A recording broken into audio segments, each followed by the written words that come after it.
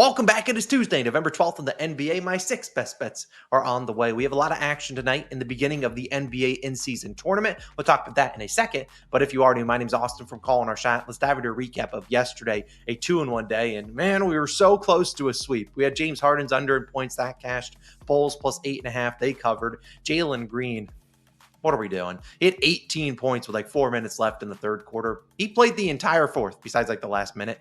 He did not get us another 3 points. Painfully. He didn't even shoot the fourth quarter. I don't know what the heck that was. But either way, we'll take a 2-in-1 day. Let's try to go have a much bigger day today. Now, we have a bunch of picks before we dive into that. Like I said, this is the beginning of the NBA in-season tournament. If you have no idea what that is, I'll summarize it in about 30 seconds. Now, the first thing you'll notice if you watch some games tonight, they should have a bunch of colorful courts. I know it can be a little bit of an eyesore in some of them, but they're normally a little bit fun. So check out those courts. They should be pretty cool tonight. I haven't really seen any pictures, but last year they were nuts. Hopefully this year they're just as crazy. Now, the biggest notes, though, for this is that when you look at this, how do they decide who plays who? Well, these are only games that are played on Tuesdays and Fridays. So games on Wednesdays and Thursdays don't really matter towards this in-season tournament. And the best team in each group advances. Now, the teams are divided into 6 groups, very similar to divisions in the Eastern and Western Conference, a little bit different from those. You play each team in your group. The teams with the best record advance, and then there's one wild card team per, side, if you will, that also advances. Now, I think the biggest thing for betting terms is that point differential matters. Now, I don't know if it matters as much in this first game as it will in the last 1 or 2 games, but the teams, if you maybe don't have the best record in your group, the wild card team typically will end up with the team with the best point differential. So you should see some star players playing in the fourth quarter, even if it is a blowout. I believe last year was the Celtics, where they did not win their group, but needed to win by a certain amount of points to qualify to be the point differential winner in their respective group. So pretty interesting. Either way, do whatever you want with it. Let's dive into some picks. The first one of the day, we'll start with a 1.5 unit play. Anthony Simons over 21.5 points plus assists minus 120 on Bet365. Now, I'm going to talk about the points a lot for Anthony, but I do like the assists here as well for him. Obviously, I'm playing this for 1.5 units. I actually have 2 1.5 unit plays in this video. We'll talk about the second one in just 1 minute. Now, I like Anthony Simons. I'd play it to 22.5, but probably drop it down to a 1 unit play. And obviously, if there's only an individual line, points is probably the way to go. I'll talk about the assists at the end while I'm tacking that on. His points line is 17.5. Now, Anthony's coming off arguably one of the worst games of his career, one of the worst games of the season, definitely. 4 points, 2 of 9 shooting, 0 for 4 from 3, and 4 turnovers. If anything that could have gone wrong in the Blazers' last game did go wrong against the Memphis Grizzlies, they had like 23 turnovers. They shot 4 for like 40 from the 3-point line. It was terrible, which is kind of why I'm okay at tacking on these assists, because they can't possibly shoot worse than they did last game. So maybe he gets some higher quality or conversion in his assist opportunities. But let's be real, he's going to need a lot of points here. And I don't mind this spot here. The last time he put up a big stinker was actually against the Thunder. He scored 9 points against them earlier this year. He came back the next game, 20 points on 25 shots. He sucked the next game, shot 8 for 25, but still, he got over. That's all that matters for us. And look, this is the matchup against the Timberwolves. I know they have a lot of good defenders. They're going to need Anthony Simons to play pretty aggressive here. In their first matchup against the Minnesota Timberwolves, Anthony had 14 points on 6 of 16 shooting. I think he only had 2 assists in 27 minutes. The Blazers lost by 25 points. He did not play the entire fourth quarter. I'll cut him a little bit of a slack because that was a back-to-back, and guys do historically not play as well on back-to-backs. So I'll let him slide there. The Timberwolves also couldn't miss. They were 22 of 50 from 3. Now you see the Timberwolves going on the road into Portland, facing a team that just lost by 50, basically. Surely the Timberwolves are going to cover the 8.5 points. This is an NBA in-season tournament game. Of course they're going to cover. I don't know, man. I think the Blazers show up here, and I think if they show up, it's got to be Anthony Simons. And also, a matchup I like for him is that this is a team in the Timberwolves that are not the greatest defending the pick and roll, especially the ball handler. They're about league average, whereas they're really good defending catch and shoot guys. Timberwolves, 3rd defensively for spot-up shooters, 4th fewest catch and shoot 3-point attempts. So again, they're staying home on shooters. When you stay home on the shooters, a guy like Anthony Simons, he's going to have to eventually get the ball, and he's going to get some screens set from him by DeAndre Ayton or whoever's in the game at center, Time Lord, Donovan Clingan. I don't care. They're going to set those screens. Rudy Gobert is going to be in a big drop coverage. He's going to be able to drive to the mid-range or maybe get some above the break 3-point opportunities. And we've seen that's kind of how he scores his points. He scores 52% of his points per game in that, pick and roll as the ball handler, which the Timberwolves, like I said, league average 15th defensively against that action. Anthony's last 6 games against the Timberwolves, he scored 38, 5, 20, 12, 34, and 14 points. So you've kind of seen a seesaw, a big roller coaster. So he just did the 14er. Maybe we can get a 20 to 25, 30 points. Sure, go for it. His unders, he sucked. I don't even need to read off those field goal attempts. He was terrible. But again, this is a game that the Blazers, they're going to fight for here. I think back at home, coming off a game you lost by 40 to 50 points, you're going to try hard. As I said, point differential does matter. So even if they lose this game, we should see Anthony hopefully play a little bit in that fourth quarter. And as I said, I'm tacking on the assists here as well because his last 4 games against the Blazers, he had 2, 14, 6, and 5 assists. So again, I think he's going to get a lot of action in that pick and roll with Ayton being the guy that sets the screen for him. Timberwolves are going to stay home on the shooters that are in the corners. You're going to see him either drive and either dish it to Ayton, and he'll get an easy open mid-range, or he'll score. I really like this spot for him. Give me Anthony Simons, 1.5 units, over 21.5 points plus assists. I don't even think we probably need any points tonight, but there is a chance he could have like 17 points at 5 assists, and that would honestly not surprise me. So I'll take the points plus assists here, but realistically, I think he hits the over in just points alone. So Anthony Simons, 1.5 units on his over in PAs. My second play is going to be another 1.5 unit play. It's on Mikal Bridges of the New York Knicks, over 13.5 points, minus 103 on Caesars, 1.5 units here. I'd play a 1 unit play at 14.5. I just don't understand this line. This line doesn't make a whole lot of sense. This is, as I've said, this is an NBA Cup game.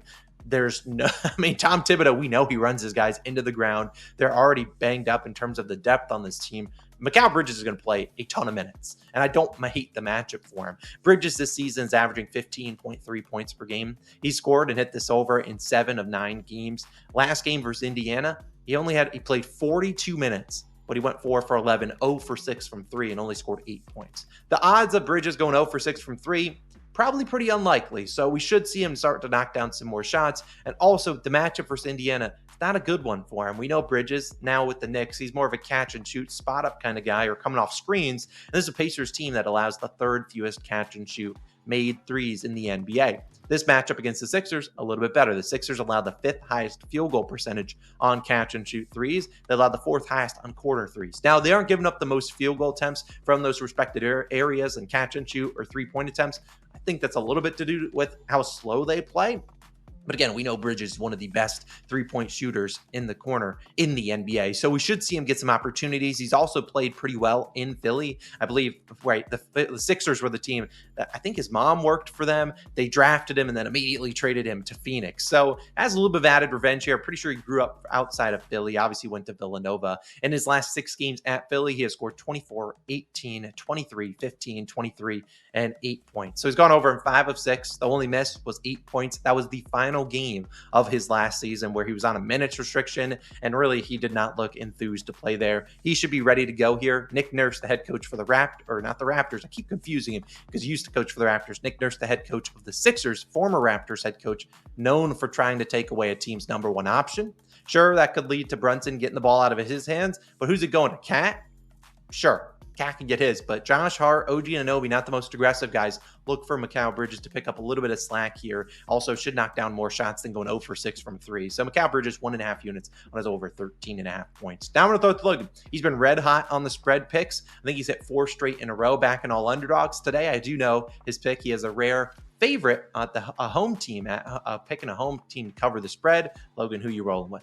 My job is to keep those spread picks hot today, and I have a rare favorite that I'm taking and laying the points with. I'm laying the points with the Orlando Magic, minus 5.5, minus 110 odds on DraftKings is your best value. Now, I know we've cashed 4 straight underdogs. Trust me, I was looking at the slate. I was trying to figure out an underdog that I liked, but there wasn't any spots that I just was in love with. So we're going to pick the Orlando Magic, and we're going to lay the points. There should be plenty of 6, maybe even 6.5 on some books, but this line opened at 7.5. So I'd argue the value is kind of created in Orlando's line, kind of moving down past a couple of those key numbers.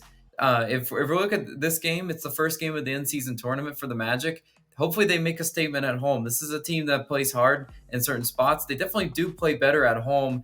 On the road, terrible. They're terrible ATS. We're against the spread. We're not going to try to take the Magic on the road, but at home, with this young talented team, I like them. I think honestly, if you look at this roster, I think they could be the last year's Pacers version of the in-season tournament run, where the Pacers made the finals. Obviously, they didn't win it, but they still had a young group of guys that just kind of played together and they played hard. I think that's what we could see for Orlando. They're also coming off 2 straight wins and covers, which is big because against the spread, they're just 4-7. This is not a juggernaut cash cow like they were last year, but I think Orlando is going to improve as the season goes on. Life after Banchero is definitely taking some adjustment, but I like the fact that they've been able to string a couple wins together. Now, they're going to face a Hornets team that does shoot a lot of threes. They shoot the 3rd most per game.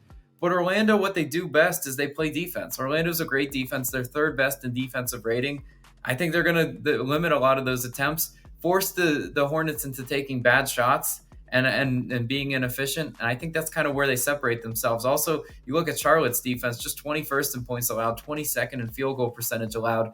By comparison, the much better defense is Orlando, and I'll take Orlando in this spot. Both these teams play slow, and the home team, obviously, Magic, will be able to dictate pace a little bit better. I just think their defense makes a few stops to win and cover. They're going to have to cover 6 points for us, but I think the Magic do get it done. Let's go, Magic. Let's continue the spread run. We're red hot, baby. Austin, throwing it back to you, though.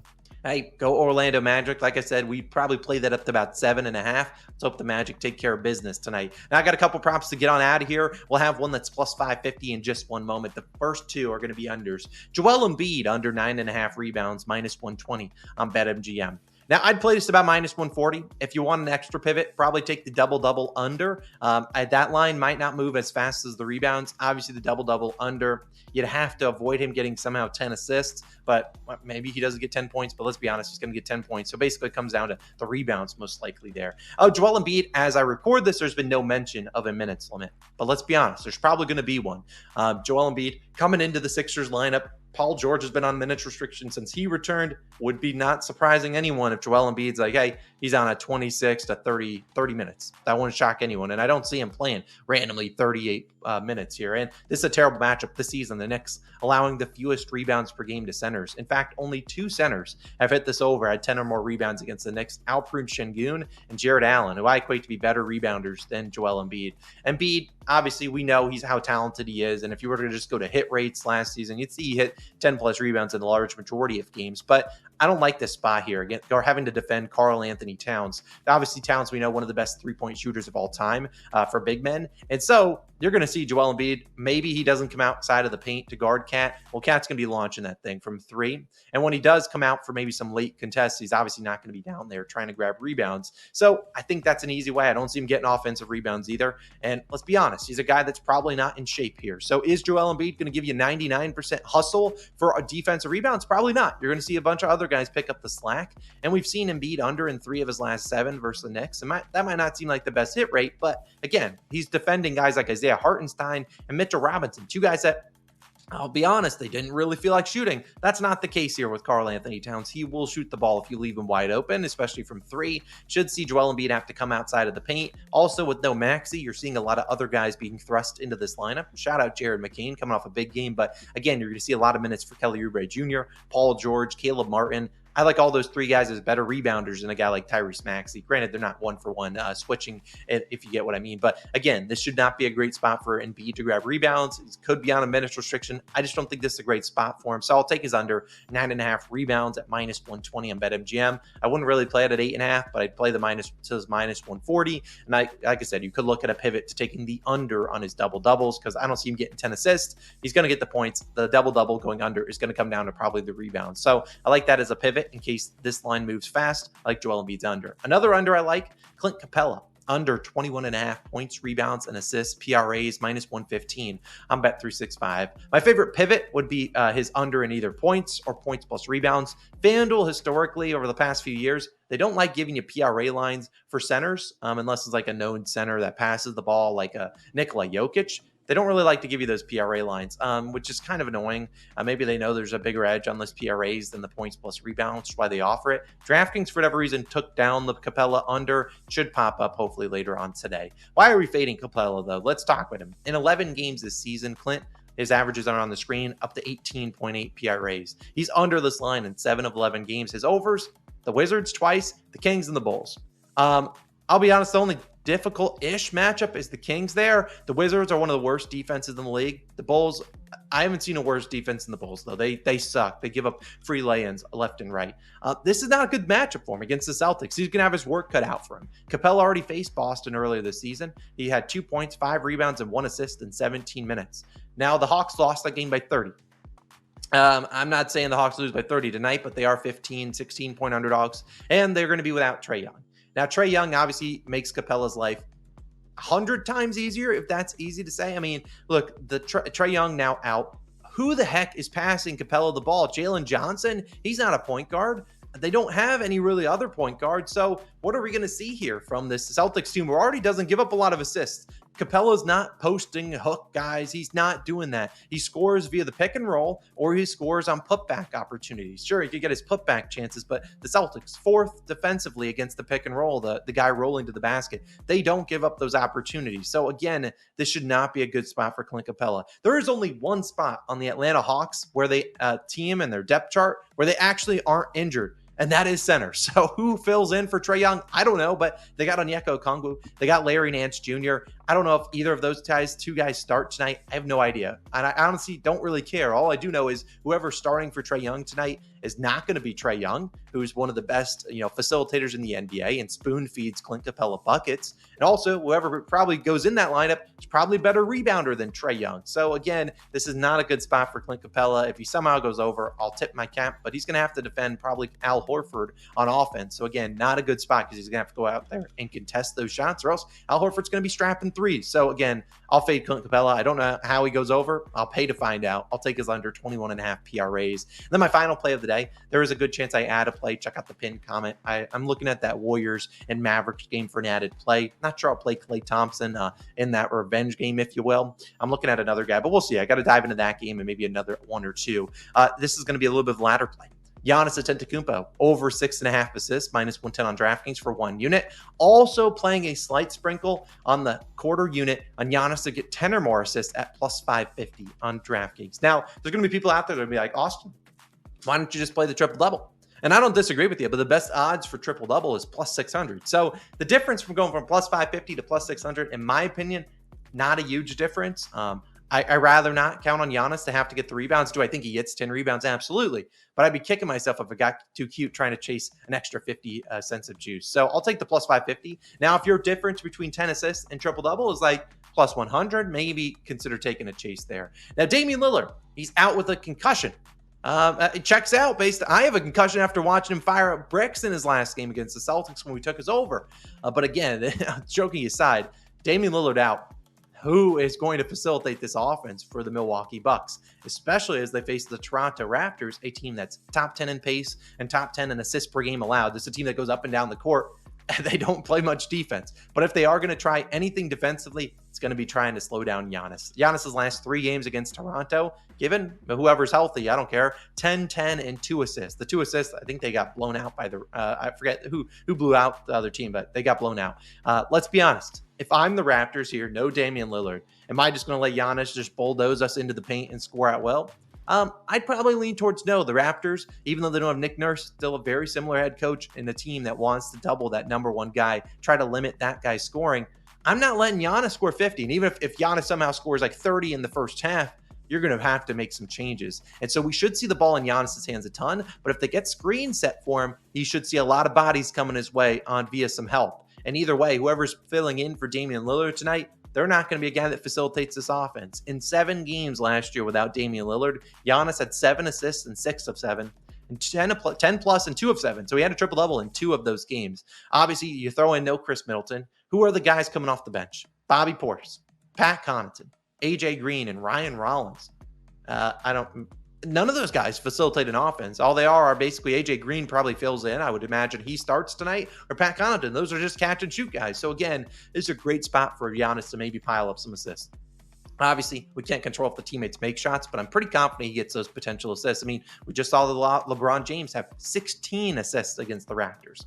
Is Giannis LeBron? Absolutely not. But again, this should be a spot where they tried to take the ball out of LeBron's hands, didn't let him score a ton of points. He facilitated. Don't be shocked if the Raptors do that once again tonight, if they let Giannis score 40, 50 points I'll just live with it. But again, I think this is a good spot to back those assists as basically their only ball handler, the guy that's facilitating the offense for them. I really like Giannis Antetokounmpo's over an assist tonight. He's been averaging about 10 potential assists per game. That was with Damian Lillard. Now that Dame's out, look for him to get up to the 15 to 20 potential assists. And if he doesn't, the teammates don't make shots, whatever. I'll live with it. I love Giannis's assist line. I'll take it at 6.5 for one unit and 10 plus at plus 550 for another quarter unit. Those are our plays today. Like I said, there's a good chance we add a play. I know there's a lot of plays in this video, so maybe feel free to take whatever ones you're the most confident in based on my analysis. But I love all the plays. I want to give you guys the ones that I'm rolling with, and it's NBA in-season tournament. We got to go out in style. So I got a lot of picks. I think we're going to have a massive day. I love the card we have. Like I said, good chance we add one play. It'll be down below in the pinned comment, so definitely tap into that. It's Austin signing out. Let's have a day. See you guys in the next one. Peace.